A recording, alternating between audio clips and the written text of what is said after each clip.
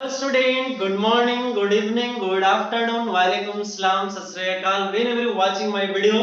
मैं आज क्लास 10 का नेक्स्ट वीडियो लेकर आया हूँ। कल मैं रिफ्लेक्शन ऑफ लाइट तक पढ़ा दिया था, तो मैं आपके फाउंडेशन का लाइक धीरे धीरे जो भी वीडियो जा रहे हैं और वीडियो सिर्फ एनसीईआरटी बेस्ड सिलेबस नहीं है या फिर 10th का सिर्फ सिलेबस नहीं, उसको आप देखेंगे फाउंडेशन आगे जो भी तैयारी करना है, क्योंकि आज सिर्फ जो भी बच्चे 10th में पढ़ रहे हैं वो सिर्फ बोर्ड बेसिस या बोर्ड को लेकर के नहीं तैयारी कर रहे हैं, जो भी अपना फ्यूचर में कुछ करना चाहते हैं उसको लेकर के तैयारी कर रहे हैं। तो उसके लिए मैं नेक्स्ट वीडियो लेकर के आया गया हूं और अब आपका कंटिन्यू वीडियो जाता रहेगा, तो आप वीडियो को केयरफुली देखेंगे। जो भी पॉइंट्स आपके बहुत इंपॉर्टेंट पॉइंट रहेंगे और एनसीईआरटी से बहुत बहुत फाउंडेशन टाइप रहेगा, तो आप वीडियो को पूरा जरूर देखें।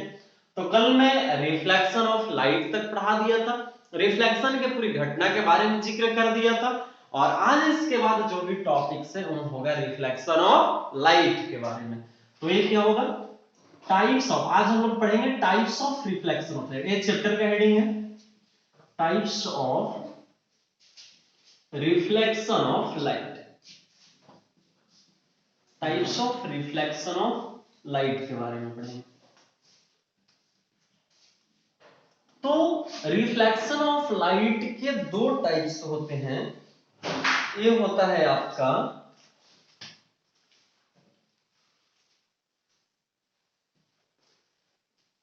फर्स्ट होता है रेगुलर रिफ्लेक्शन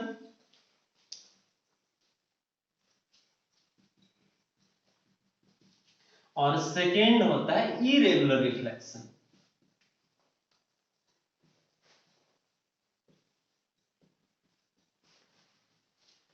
रेगुलर रिफ्लेक्शन कुछ इस तरह से होते हैं, स्मूथ सरफेस से होता है।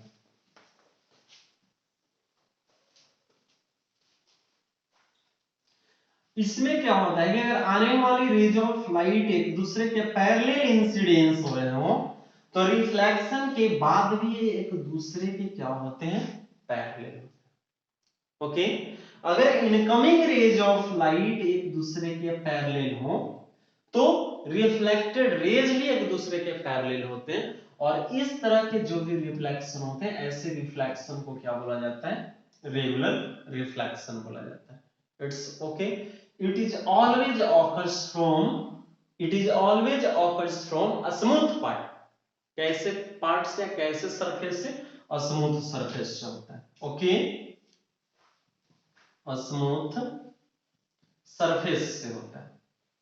इरेगुलर रिफ्लेक्शन ये रफ सरफेस से होता है।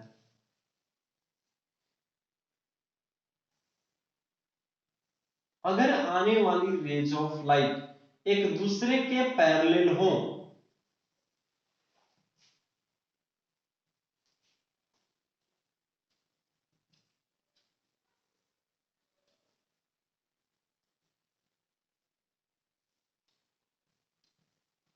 और जाने वाली रेज ऑफ लाइट एक दूसरे के पैरेलल नहीं हो, तब ऐसे रिफ्लेक्शन को क्या बोलेंगे, इरेगुलर रिफ्लेक्शन। और याद रखेंगे कि रेगुलर रिफ्लेक्शन में लाइट सिर्फ एक निश्चित डायरेक्शन में, एक सर्टेन डायरेक्शन में क्या होता है, रिफ्लेक्ट होता है, जबकि इरेगुलर रिफ्लेक्शन में लाइट आता तो एक ही सोर्स से, एक ही तरफ से, बट रिफ्लेक्शन के बाद प्रत्येक एवरी ऑल डायरेक्शन में क्या हो जाता है, स्प्रेडिंग आउट हो जाता है। और यही कारण है कि हम लोग लगभग जितने भी सब्सटेंस हैं जो हमें दिखाई पड़ता है ओपेक टाइप का, उस सब्सटेंस को देख पाते हैं। जैसे कि कमरा में एक टेबल पे बुक रखा हुआ है और उसको कहीं से भी आप देखने का प्रयत्न करते हैं तो कहीं से भी क्लियरली दिखाई पड़ता है, क्योंकि उसका अपना तो लाइट है नहीं।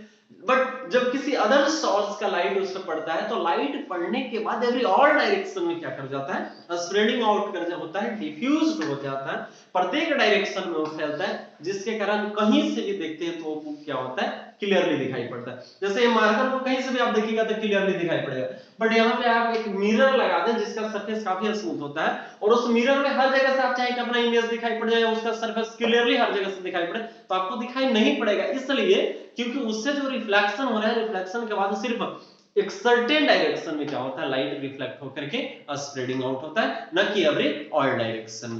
तो okay, regular reflection always occurs from a smooth surface and irregular reflection is always occurs from rough surface।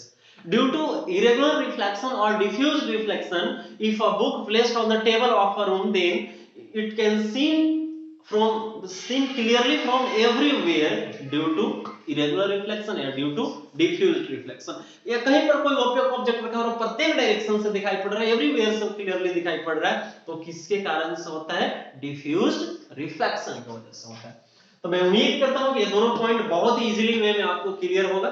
तो नेक्स्ट में आपके चलता हूं। हाँ, एक चीज याद रखेंगे, लॉज ऑफ रिफ्लेक्शन दोनों रिफ्लेक्शन में फॉलो होता है, ऐसा नहीं कि इसमें फॉलो नहीं होता है। लॉज ऑफ रिफ्लेक्शन प्रत्येक कंडीशन में फॉलो, अगर रिफ्लेक्शन हो रहा है तो वहां पर लॉज ऑफ रिफ्लेक्शन फॉलो होगा, क्योंकि लॉज हमेशा, फिजिक्स के लॉज जो भी होते हैं वो यूनिवर्सल होते हैं, हमेशा क्या होते हैं? सत्य होते हैं। ओके, तो चलते हैं नेक्स्ट टॉपिक की ओर। तो आज का आपका नेक्स्ट टॉपिक जो है वो रहेगा इसके बाद, वीडियो पॉज करके आप अच्छा से नोट कर लेंगे।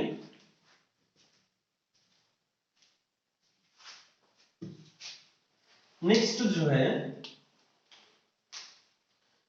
हाँ बहुत ही इंपॉर्टेंट एक पॉइंट है, नोट करके मैं इसको लिखवाना चाह रहा हूं।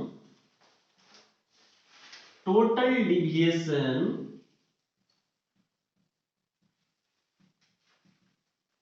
इन रिफ्लेक्शन,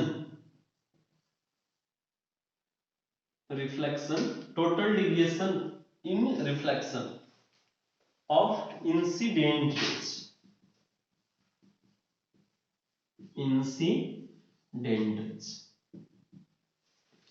कि जब लाइट रिफ्लेक्ट होता है तो इंसिडेंट रे रिफ्लेक्शन के दौरान कितना डिग्री के एंगल से क्या होता है?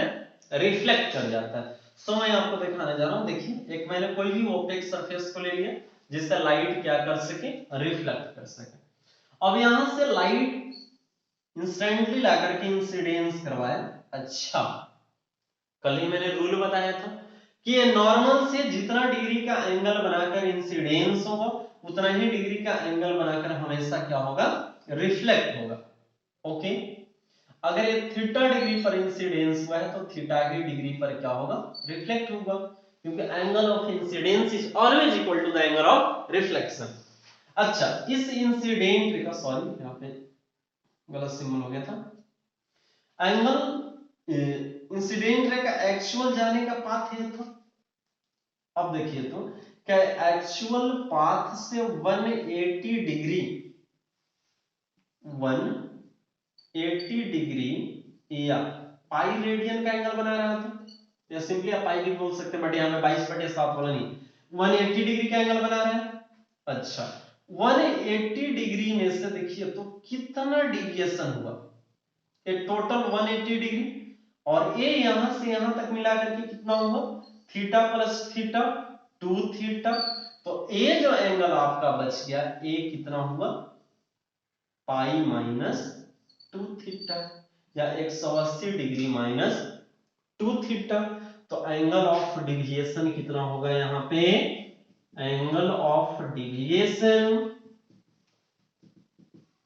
in reflection of light equal to pi minus 2 theta, या 180 degree minus 2 theta. It's okay.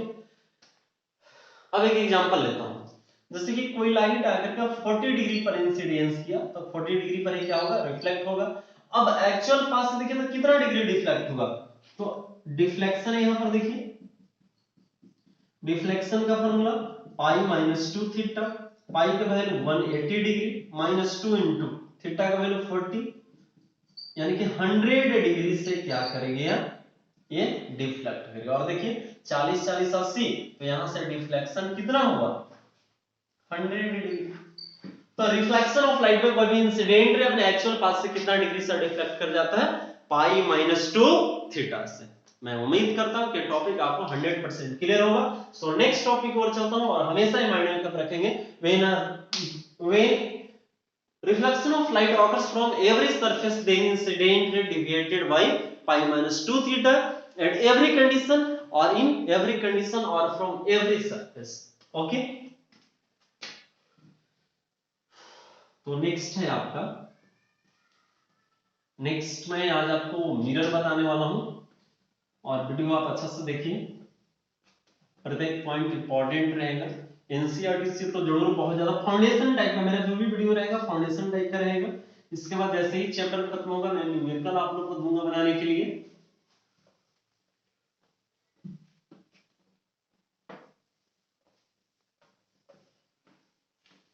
तो याद रखेंगे पाई माइनस 2 थीटा से क्या कर जाता है, लाइट डिविएट कर जाता है अपने एक्चुअल पाथ से कब, जब रिफ्लेक्शन होता है लाइट का तब। हाँ, इसके पहले कुछ और पढ़ लेते हैं। लॉज ऑफ रिफ्लेक्शन छूटा हुआ है, तो लॉज ऑफ रिफ्लेक्शन में पढ़ा देता हूं। लॉज ऑफ रिफ्लेक्शन, तो ये 2 लॉ होते हैं रिफ्लेक्शन के। कितने? 2 laws. There are 2 laws of reflection, 2 laws of,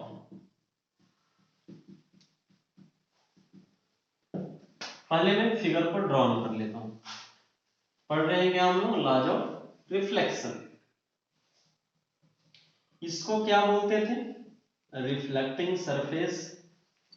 कब, जब लाइट रिफ्लेक्ट करेगा तब। एक लाइट ऐसे आया,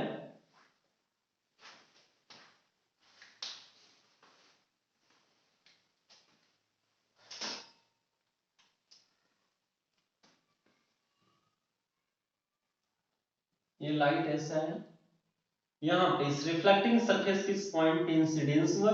जैसे ही लाइट इंसिडेंस होगा तुरंत क्या करना है, नॉर्मल ड्रॉ करना है, और इस नॉर्मल से जितना डिग्री का एंगल बनाकर आया है उतना ही डिग्री का एंगल बनाकर हमेशा क्या होगा, रिफ्लेक्ट होगा। यानी तो इसको बोलते हैं normal incident ray,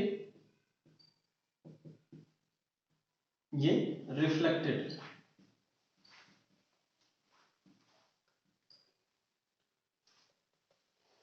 point of incidence ये, ओके। तो फर्स्ट लॉ क्या बोलता है लॉज ऑफ रिफ्लेक्शन का,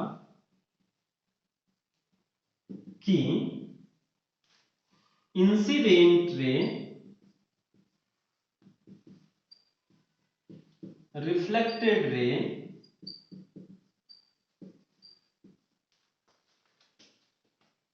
एंड नॉर्मल कहां पे, eight the point of incidence, incidence all are lies in the same plane of same medium, same medium। Second law ये बोलता है कि angle of incidence is always equal to the angle of reflection, that is you can also write as I is equal to R। इसको date is बोलते हैं, अर्थात जब ऊपर ही वाले सेंटेंस को पुनः रिपीट करके स्मॉल फॉर्म में लिख रहे हो तब। ओके, तो ये हो गया फर्स्ट लॉ को समझते हैं। आप देखिए, मानते हैं कि ये जो सेपरेटिंग प्लेन है लाइट का, इसके बाद कोई और मीडियम होगा। हमने सपोज किया कि इधर एक मीडियम है और इधर क्या है, दूसरा मीडियम। इंसिडेंट रे आ किस मीडियम से आया, फर्स्ट मीडियम से, दूसरे मीडियम में तो गया नहीं। यानी कि रिफ्लेक्शन ऑफ लाइट में मीडियम का कोई चेंजिंग नहीं होता है। एक बात में सही ध्यान रखना। दूसरा, प्लेन का भी चेंजिंग नहीं होता है। लाइट ऐसे आ रहा है तो निकल करके ऐसे नहीं जाएगा, एक्स में आया था तो रिफ्लेक्ट करके एक्स में ही जाएगा। फोकस सिर्फ एक डायरेक्शन क्या कर जाएगा, चेंज कर जाएगा, प्लेन चेंज नहीं करेगा। ए प्लेन में आया था तो ए प्लेन में जाएगा, ऐसा नहीं कि इस प्लेन में आया तो इस बार इस प्लेन में जाने लगेगा। जैसे कि एक ए प्लेन है और एक ए ऐसा प्लेन है, तो इससे लाइट आया तो ऐसे निकल कर नहीं जाएगा, इसी में रिफ्लेक्ट होगा तो हमेशा उसी प्लेन में जाएगा। तो बोलते हैं कि incident ray, reflected ray and normal, तीनों के तीनों एक ही मीडियम के एक ही प्लेन में होता है। फर्स्ट वही बोलता है कि तीनों के तीनों एक ही प्लेन और एक ही मीडियम होगा। और दूसरा, angle of incidence is always equal to the angle of reflection. जितना डिग्री पे इंसिडेंस करेगा उतना ही डिग्री पे क्या करेगा, रिफ्लेक्ट करेगा। तो ये दो लॉस थे, incident, reflected and normal at the point of incidence all are lying in the same plane of same medium, और second, angle of incidence is equal to the angle of reflection. Okay, तो आप इसको pause करके अच्छे से उतारेंगे और बढ़िया से याद करेंगे, एक अच्छा सा नोट्स बनाएंगे और नोट्स से अच्छा से अंत में तैयारी करेंगे। आप कहीं भी कोचिंग अगर नहीं भी जाए तो कोई आपको ये नहीं होगा, मैं आपको एनसीईआरटी से बहुत ऊपर तक का एक फाउंडेशन में आपको दूंगा, बट आपको अच्छा से मेहनत करना होगा, अच्छा से आपको लगे रहना होगा। सो आगे का टॉपिक आप देखते रहें। तो नेक्स्ट आपका जो टॉपिक है वो मैं आज पढ़ाने जा रहा हूं मिरर, और मिरर के बाद स्टार्ट करेंगे क्या, इमेज, और उसके बाद बहुत सारे भी टॉपिक्स हैं, बट आज पहले पढ़ेंगे मिरर। क्या होता है मिरर, मिरर से बनने वाले जो इमेज होते हैं उनको पढ़ेंगे। ऐसे करते करते बहुत सारे जो टॉपिक है जिनको हम लोग पढ़ेंगे, तो आप अच्छा से अपना पढ़ाई करते रहें।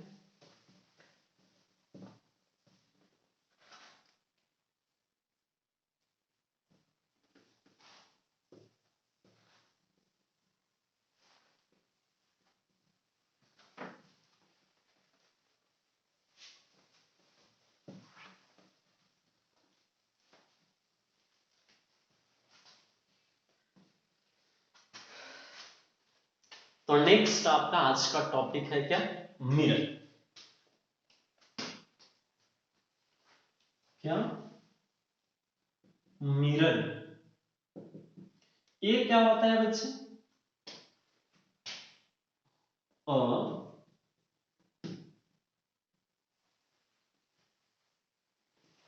Part of a glass, glass शीशे का पार्ट होता है, which is silvered and then painted either of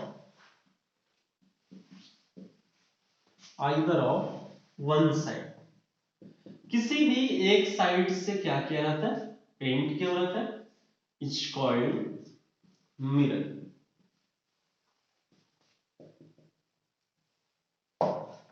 okay, देखा जाए, एक शीशा हम प्लेन में थोड़े से ही दिखाएंगे। शीशा का एक पार्ट होता है, ग्लास का एक टुकड़ा होता है, जिसको एक साइड से क्या कर दिया जाता है, पहले सिल्वर्ड किया जाता है, सिल्वर्ड करने के बाद ही मिरर को पेंट किया जाता है। और सिल्वर इसलिए नहीं किया जाता है क्योंकि सिल्वर काफी कॉस्टली होता है, नहीं, सिल्वर इसलिए किया जाता है क्योंकि विदाउट सिल्वर अगर डायरेक्टली पेंटिंग कर दिया जाए एक पीछे से, तो फिर उसका क्या नजर आने लगेगा, एक तरफ से पेंट नजर आने लगेगा, तो पेंट नहीं और भी रिफ्लेक्शन होने लगेगा, उससे इरेगुलर रिफ्लेक्शन होने लगेगा और हमारा इमेज बनेगा नहीं। तो रेगुलर रिफ्लेक्शन करवाने के लिए उसके पीछे से क्या, सिल्वर से पेंटिंग किया रहता है, बहुत ही पतला सिल्वर का कोटिंग किया हुआ रहता है, और उस सिल्वर कोटिंग पे क्या किया जाता है, फिर पेंट कर दिया जाता है। और सिल्वर से इसलिए किया जाता है क्योंकि silver is the best reflector of world, pre world में सिल्वर से अच्छा रिफ्लेक्टर कुछ भी नहीं होता, और लाइट को सबसे ज्यादा रिफ्लेक्ट करता है। और यही वजह है कि क्या किया जाता है, सिल्वर का पतला कोटिंग किया जाता है, और कोटिंग करने के बाद ये क्या कर दिया जाता है, कोटिंग पीछे से कर दिया जाता है,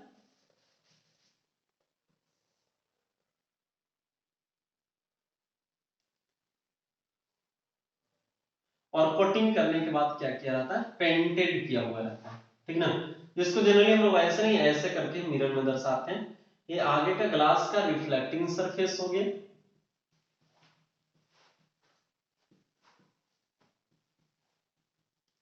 ये बीच वाला सिल्वर्ड, सिल्वर्ड कोटिंग, और एक पीछे फिर क्या किया रहता है, उसके बाद पेंटेड किया हुआ रहता है, पेंटेड सरफेस। तो ये होता है मिरर। अब मिरर का टाइप्स भी थोड़ा देख लेते हैं, types of mirror, types of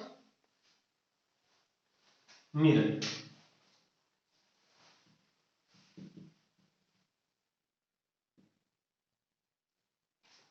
तो मिरर के 3 टाइप्स होते हैं। कुछ कुछ बुक डायरेक्टली आपको 2 ही टाइप दे देगा, कॉनकेव और कॉन्वेक्स मिरर, या फिर 3 देता है, प्लेन मिरर, कॉनकेव मिरर और कॉन्वेक्स मिरर। फर्स्ट, सेकंड और थर्ड। फर्स्ट होता है प्लेन मिरर, सेकंड होता है स्फेरिकल मिरर, और थर्ड होता है पाराबोलिक।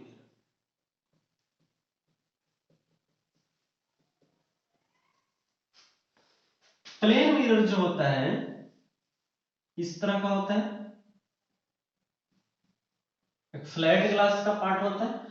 स्फेरिकल मिरर कुछ इस तरह का, एक स्फेयर, फुटबॉल वाले गेंद आप लोगों ने देखा, उसी तरह का ऐसे काट करके पार्ट निकाल लिया जाता है और उस पर एक तरफ से क्या कर दिया जाता है, पेंटिंग कर दिया जाता है।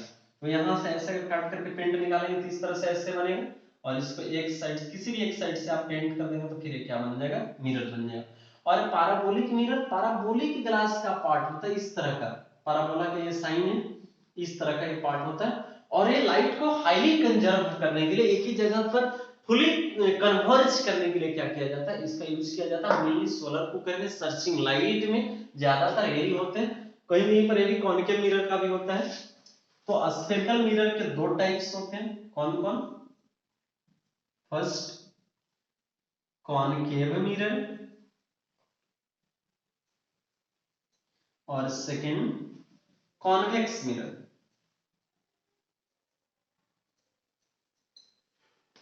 प्लेन मिरर क्या होता है, इसका डेफिनेशन में लिख देता हूं, a part of a flat glass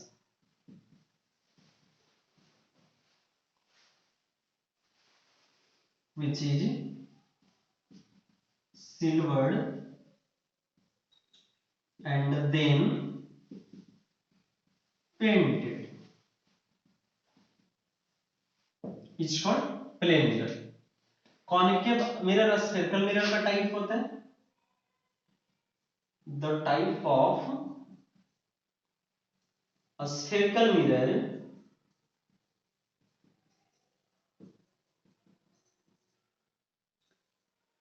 full of reflecting surface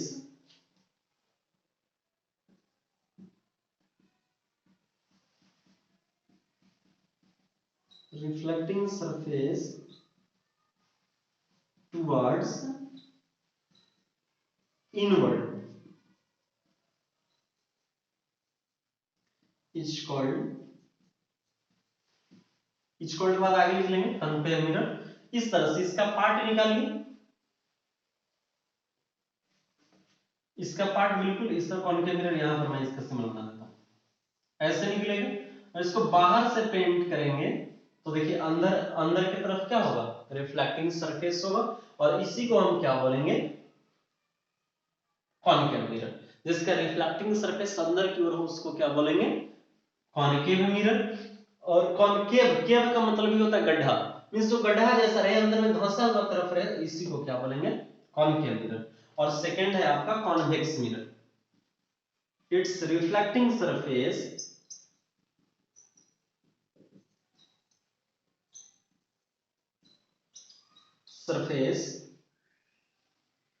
towards outward. इसका रिफ्लेक्टिंग सरफेस किधर की ओर होता है, आउटवर्ड, बाहर की तरफ होता है, इस तरह से देखेंगे।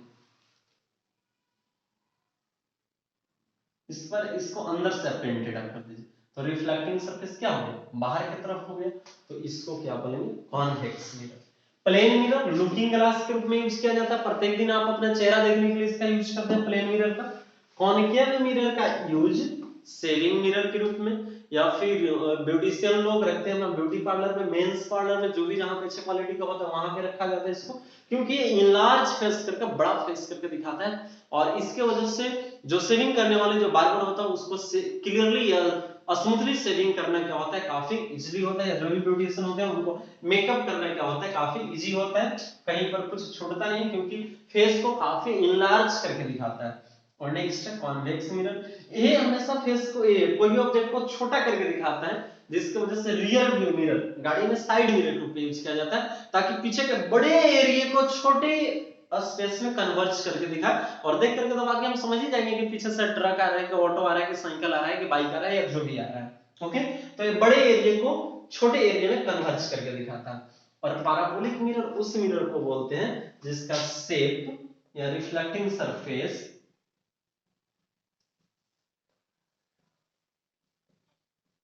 लाइक अ पैराबोला होता है। इस तरह के शेप को क्या बोलते हैं, पैराबोला शेप। एक्चुअली में इलिप्स का हाफ टाइप का होता है, और इसका use it is used in searching light,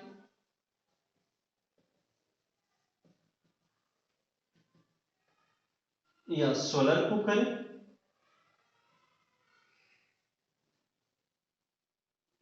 गाड़ी की हेडलाइट में भी देता है, जनरली हेडलाइट में तो कॉनकेव मिरर देता है, तो ये आपका चैप्टर में है नहीं, एनसीईआरटी सिलेबस के बाहर है, तो गाड़ी की हेडलाइट में अगर कभी भी पूछे तो कॉनकेव मिरर होता है। बाकी जब हम कॉनकेव मिरर से बनने वाला इमेज पढ़ेंगे और फॉर्मेशन ऑफ इमेज कई स्टेप्स में, और उसके बाद कॉनकेव मिरर का जब हम यूजेस पढ़ेंगे उस यूसेज में मैं आपको बताऊंगा कि ये कॉनकेव मिरर का कहां कहां होता है। जनरली हेडलाइट्स मिरर में जो भी होता है वो कॉनकेव मिरर होता है। तो ये है मिरर के आपके टाइप्स। देख लेता हूं थोड़ा वीडियो का क्वालिटी, वाओ झकास। तो आपका अच्छा वीडियो का क्वालिटी जा रहा है, अच्छे से नोट्स बनाएंगे और सारे पॉइंट अच्छे से रिमेंबर करने का कोशिश करेंगे। ओके, तो यहां तक जो भी था मैंने पढ़ाया। नेक्स्ट लेक्चर में मैं आपको कल पढ़ाऊंगा प्लेन मिरर से बनने वाले इमेज।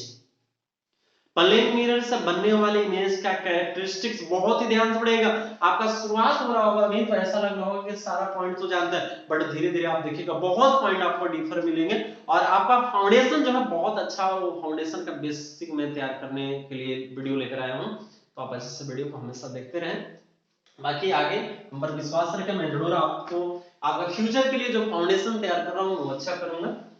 तो ये और कल ये प्लेन मिरर से बनने वाला इमेज, उसका कैरेक्टरिस्टिक्स, और प्लेन मिरर को किसी ऑब्जेक्ट या इंसिडेंट रेज को स्टेशनरी रहकर विदाउट चेंज किए अगर प्लेन मिरर को हम थीटा एंगल से घुमा दें तो रिफ्लेक्टेड एंगल कितना डिग्री से घूम जाएगा, इसका मेथड मैं बताऊंगा। प्लेन मिरर वाला वो सारा, और फिर इमेज क्या होता है, इमेज का फॉर्मेशन कैसे कैसे कॉनकेव मिरर कॉन्वेक्स मिरर से होता है, फिर उसके बाद मैग्निफिकेशन, ऐसा बहुत सारे वेल टर्म है, फिर focal length, radius of curvature, ये सब मैं सारा रिलेशन में बताऊंगा। ठीक है स्टूडेंट, ओके आज के लिए यहीं तक टॉपिक। ऑल द बेस्ट, आप बहुत अच्छे से अपने तैयारी करते रहे। नेक्स्ट वीडियो लेकर मैं कल आऊंगा इसी वक्त, मैं कल आपका नेक्स्ट वीडियो अपलोड करूंगा। थैंक्स।